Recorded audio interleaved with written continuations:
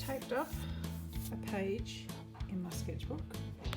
So I've been painting gouache. I undenied if I would do oil gouache, but decided just to continue with that because it's all set up. I can quickly pack it up, throw it in the car, and I'm just going down the road. Before it gets too hot, it's going to get very hot. But the sun's out now. I'm going to try and capture a little painting today.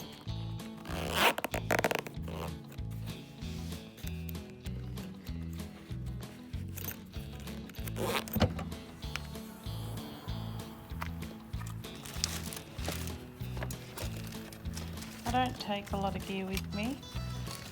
I just pack very light if my table's light, and usually there's something to paint just in your doorstep. I drive past this place a lot, and it's just around the corner and it has so many different trees here.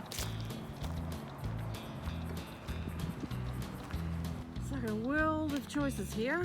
Look at the textures in that tree. These beautiful gums. There's lots of little spots just here. It's the back of a car park.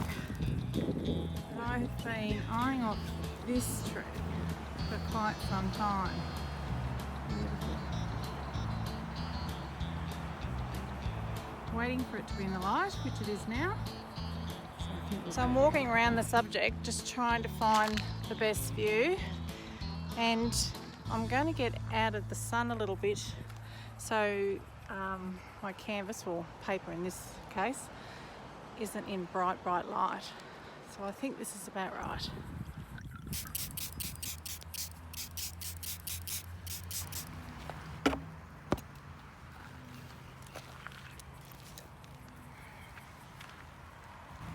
Quick walkthrough in the sketch, because I don't have a lot of batteries, so I'll only be able to film so much today. This is the grass, the forehand grass has got lovely shades and some, I've just put a suggestion, this is like a discovery section where you kind of walk around your scene and plan what you're going to pull from the scene and what you're going to leave out. So obviously the tree is the main focus, and it's got lovely bending branches which I kept fairly literal, although I'm going to extend this one a bit for composition reasons. And there's ferns here at the base of the tree, and there's a foreground right here with dried grasses and then green grasses there. There is another tree that it's just here in front of this main tree, which I've removed, but I'm going to have a suggestion probably of branches coming in from the side just here of that tree that's sitting here.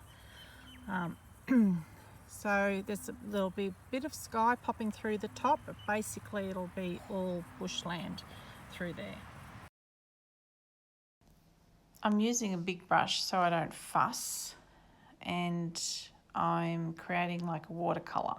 So I'm using gouache, but I'm making a watercolor effect, and just to block in the basic shapes and a few colors, and just to get my eye in on what I'm doing.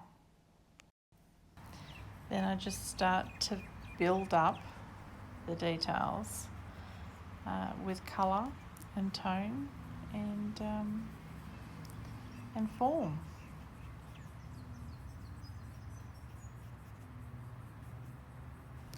And I do need to apologise, especially earlier when I was showing you the drawing, because in my haste I forgot to bring a stand for the camera. I'm actually waiting on a clip that I can take that's very portable.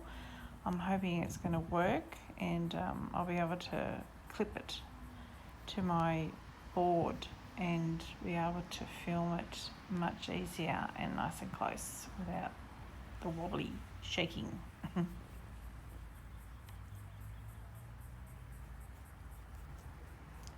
The paint is drying incredibly fast with the heat too.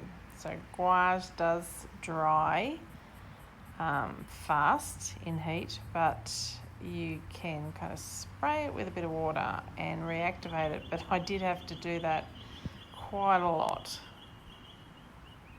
Now we will skip to the end pretty quickly soon. Before we do, I'll also say that always I limit my palette, especially when I'm painting outdoors. This will be quite a colourful painting, yet I didn't use a lot of colours. I generally don't use many colours. Now there's enough information down, I can start to really look a bit closer.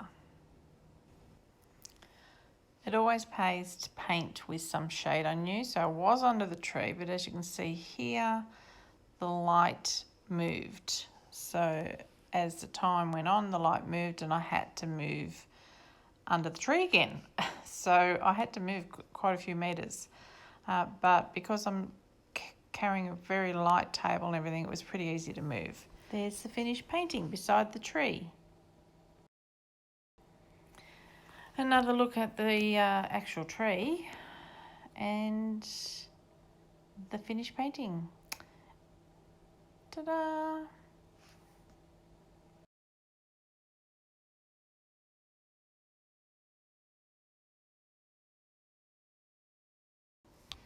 So as I left, I took a few photos of some of the other trees, but as you can see, look at the bark. There's beautiful trees in that spot, so I will return another day. Thanks for joining me, and I hope to see you next time.